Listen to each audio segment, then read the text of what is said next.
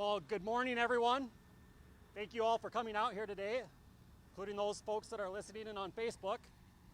My name is Ryan Johnson. I'm a principal engineer for the city of Sioux Falls. The project we're breaking ground on today is the last piece in a series of projects that conveys over 90% of the wastewater generated by the city of Sioux Falls to our water reclamation facility. The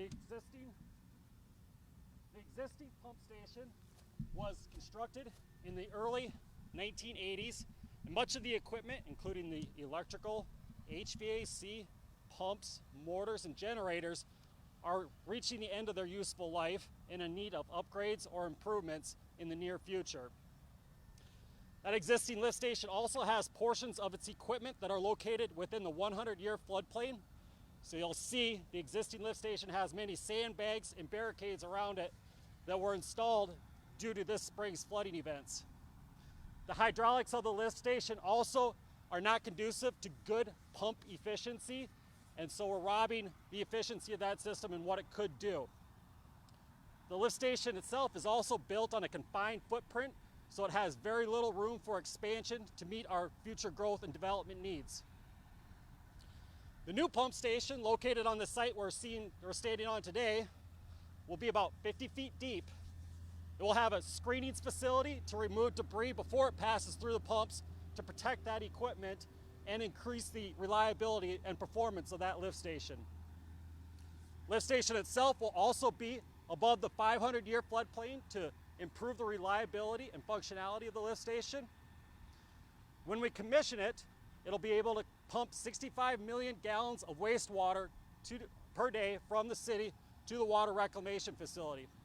It's also built for expansion by installing extra sets of pumps, mortars, and equipment to increase that capacity to 90 million gallons if necessary in the future. The total project budget's $24.4 million for this project. Design began in 2017. It was bid earlier this year. The expected completion date is the fall of 2021. A couple folks to acknowledge and thank. Our design team of HR Green out of their Sioux Falls office led the design effort for this. Thank you, folks. John T. Jones is the prime contractor on this project. We look forward to working with you folks.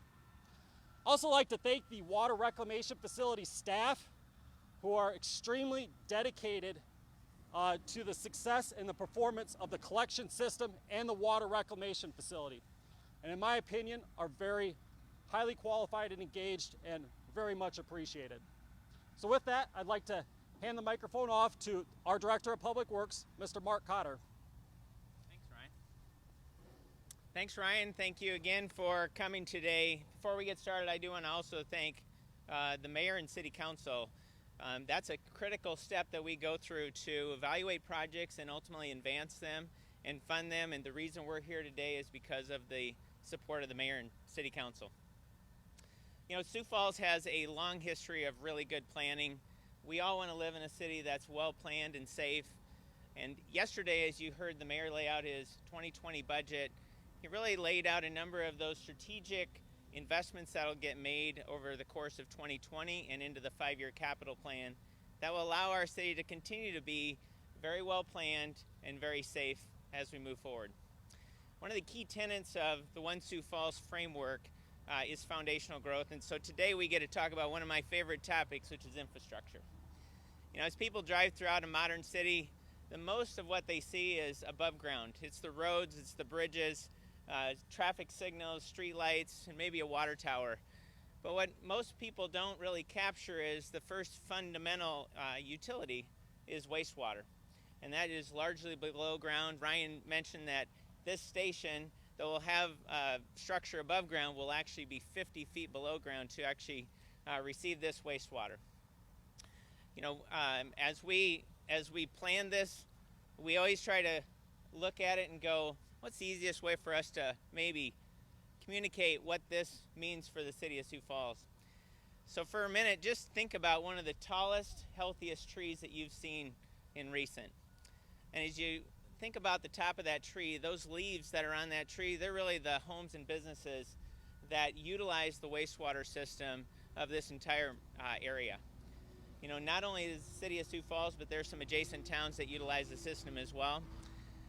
As that wastewater leaves those homes and businesses, they'll flow down smaller, medium-sized sewers, which on a tree represents those branch lines that come out. Those branch lines network themselves all the way to large sewer pipes. There's a large sewer pipe behind us. That's the largest gravity system that we have in our system. It's a 72-inch pipe that actually runs right adjacent to this property. But that's really what we would consider the trunk of the tree. And so as you look at, you know, that tree, we've got over 1,000 miles that our water reclamation team maintains on a daily basis to network 90% of our wastewater to this location. This is the last stop on the train before it gets picked up from this point and ultimately pumped to the treatment plant for final treatment. You know, our customers have grown to expect in a modern city very reliable and affordable wastewater service.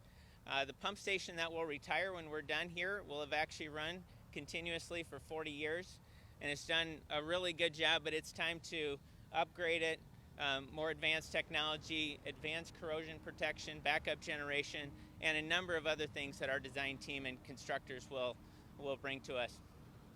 Lastly, good planning and timely investments has really allowed our customers to enjoy some of the lowest wastewater rates in the entire region, and it's our laser focus to maintain very competitive rates for our existing customers and our future customers.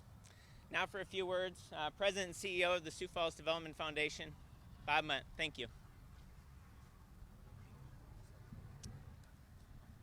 Thank you, Mark. It's a great pleasure to be here today, and it's an honor for me to be here. And I really want to give kudos to the Public Works Department, to Mayor Tenhaken, to the City Council for really thinking beyond our future, looking at 40 and 50 years out and how we might be able to develop this community and what might happen here.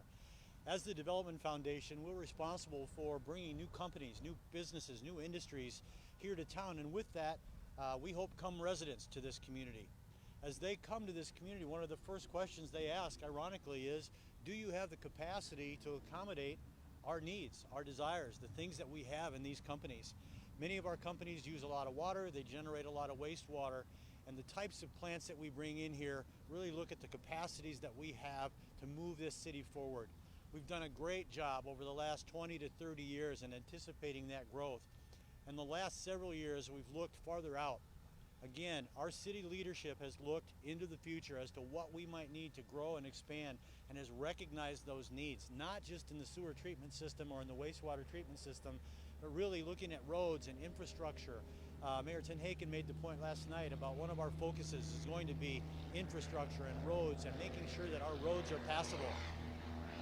All of those things are extremely important to the growth and development of this community, and I just want to extend our hand in thanks for the work that they're doing and for the things that are being accomplished here. And with that, I'd like to introduce Councilor Marshall Selberg to say a few words.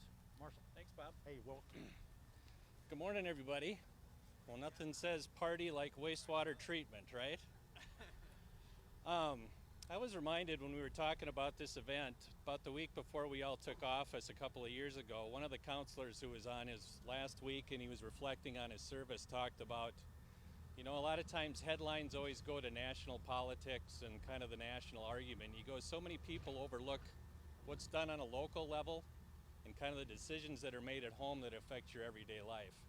It can be everything from the home you live in, the development you're in, the development of businesses in that you're visiting, a development that you work in, right down to what you do every morning. You know, what do you do every morning? You run the sink, you run the toilet, you run the shower. I don't know what everybody else does in the bathroom in the morning, and that's really none of my business either, but I think you get the point. These are things that basically we do every day that we take for granted, and they're decisions that are made on a local level that are carried out by local talent. So I just wanted to say this is really a big deal. It might not be as flashy as a downtown development building or a big development here or there, but this affects everybody. So it really is a big deal, and it's an honor to be here. And I want to throw out special kudos to Director Cotter and his crew. A lot of time, talent, effort went into this, and there's some amazingly smart people in this city that are leading us forward. And this is going to be a tremendous project that's going to be affecting people's lives for 40, 50 years.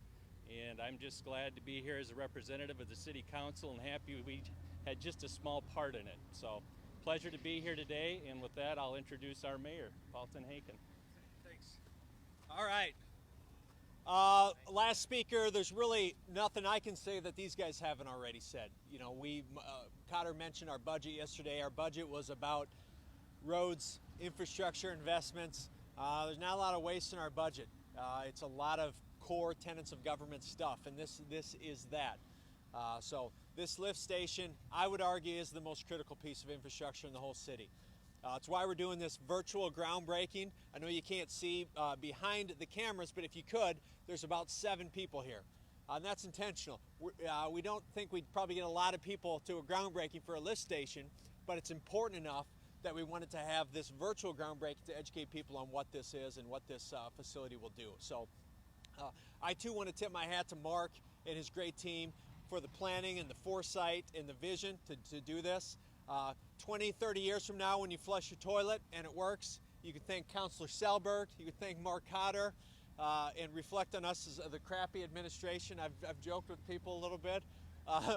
But in all seriousness, huge investment for our city. This is a big day. I often talk about Lewis and Clark and how when Mayor Gary Hansen and the commission and then soon the council at that time, they had the vision to invest in Lewis and Clark rural water, which set us up for our water needs for many, many years.